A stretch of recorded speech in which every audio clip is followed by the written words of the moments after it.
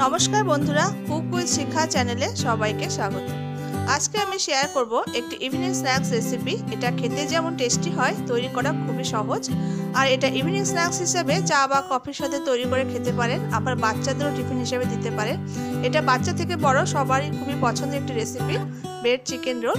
ताहले चलुन शुरू करी आजकेर रेसिपि। प्रथमे आमी चिकेनेर पुरटाके तैरी करे नेब। तार जोन्नो आमी 500 ग्राम चिकेनके मिक्सिते भालो करे पेस्ट करे निয়েছি। तारपर आमी 1 চামচ পেঁয়াজ বাটা, 1 চামচ আদা বাটা,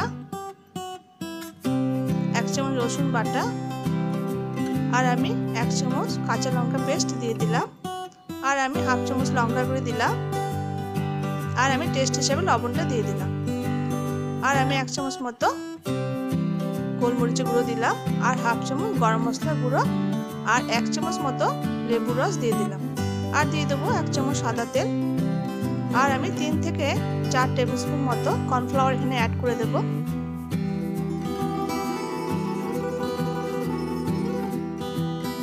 तारपर आमी सबगुलोके खूब भालो मतो करे मेखे नेब।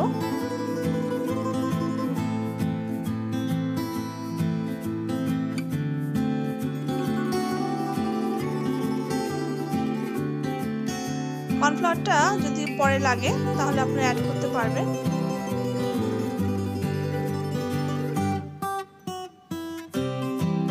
चिकेनेर पुरटा भालो करे माखा हये गेल। एबार आमी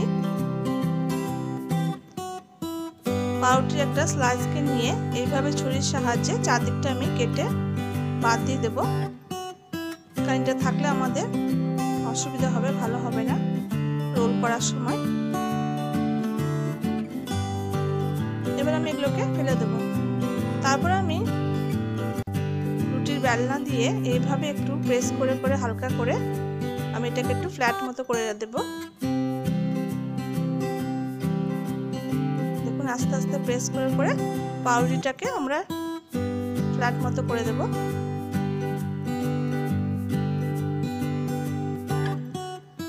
দেখুন আমার একটা করা হয়ে গেছে। এইভাবে আমি বাকিগুলোকেও করে নেব। তারপর আমি ওখান থেকে পাউরুটি একটা স্লাইসকে নিয়ে সামান্য টমেটো কেচাপকে আমি এইভাবে করে একটু স্প্রেড করে দেব। পাউরুটি স্লাইস আপনারা যে যেমন পরিমাণ তেমন হিসাবে নেবেন আপনাদের পছন্দ মতো। তারপর আমি এখানে চিকেনের পুরটাকে নিয়ে এইভাবে একটু হাতের সাহায্যে রোল মতো করে নেব।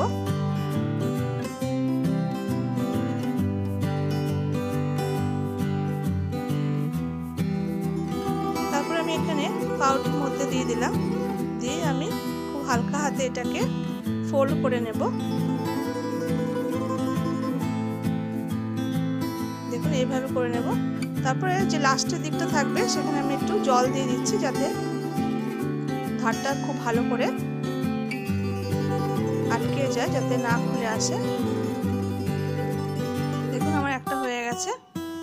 এইভাবে আমি বাকিগুলোকেও সেম ভাবে করে নেব। প্রথমে আমি কেচাপটাকে একটু স্প্রেড করে দিচ্ছি পাউরুটি স্লাইসের মধ্যে। তারপর আমি মাংসটাকে নিয়ে চিকেনের একটা রোল করে নেব।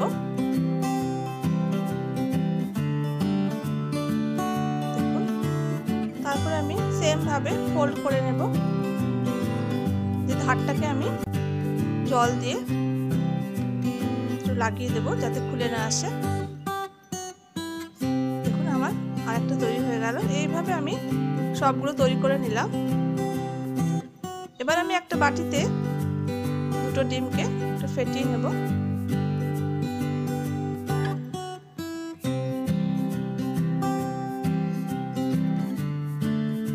এবার আমি এখানে সামান্য লবণ আর আমি 2 চামচ মতো দুধ দিয়ে দিচ্ছি। দিয়ে আমি খুব ভালো করে ডিমটাকে ফেটিয়ে রাখবো।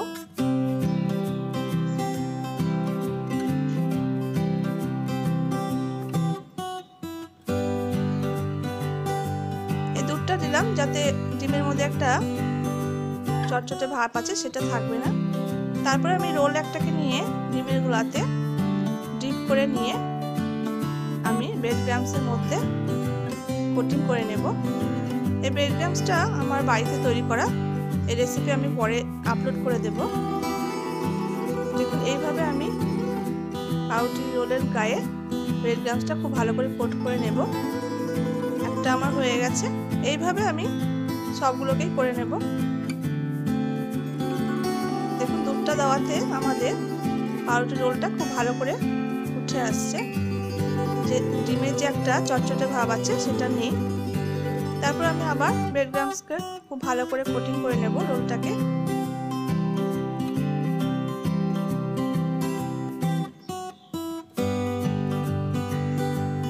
আমার সেকেন্ড রোলটাও তৈরি হয়ে গেছে। এইভাবে আমি সবগুলোকে করে নিলাম। তারপর আমি এবার ভাজার জন্য চলে যাব। তার জন্য আমি একটা ফ্রাইং প্যানে বেশ খানিকটা সাদা তেল গরম করে নিয়েছি। তারপর আমি একে একে পাউরুটি রোলগুলোকে ছেড়ে দেব। খুব সাবধানে ছাড়তে হবে, তেলটা গরম আছে, হাতে লেগে যেতে পারে।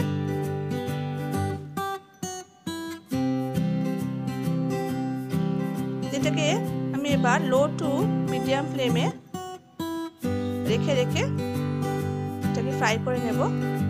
খুব হাই করে দিলে রোলটা পুড়ে যাবে আর চিকেনটা ভেতর থেকে কুক হবে না, তখন ভালো লাগবে না খেতে। এইভাবে আমরা লো টু মিডিয়ামে রেখে রেখে এটাকে খুব ভালো করে আমি ফ্রাই করে নেব। এটা আমার ফ্রাই করতে 7 থেকে 8 মিনিট টাইম লেগেছে।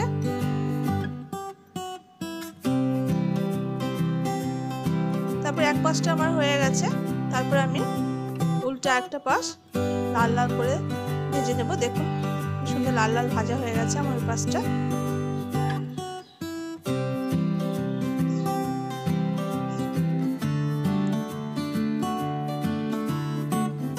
লো টু মিডিয়াম ফ্লেমে রেখে ভাজতে হবে আমাদের, তাহলে খুব ভালো ক্রাঞ্চি হবে আর মাংসটা খুব ভালো মতো কুক হয়ে যাবে আর খেতেও ভালো লাগবে।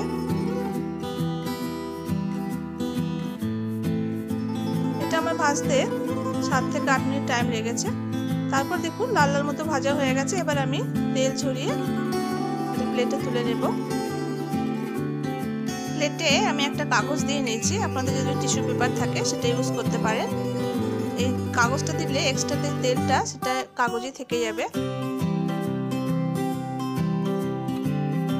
দেখুন কি সুন্দর লাল লাল মতো আমার খুব ক্রাঞ্চি হয়েছে ভাজাটা, দেখতে খুব ভালো লাগছে। দেখুন আমি এক এক করে সবগুলো আমি তুলে নেব। দেখুন কি সুন্দর হয়েছে, বেশ লাল লাল বেশ ক্রাঞ্চি হয়েছে দেখতে।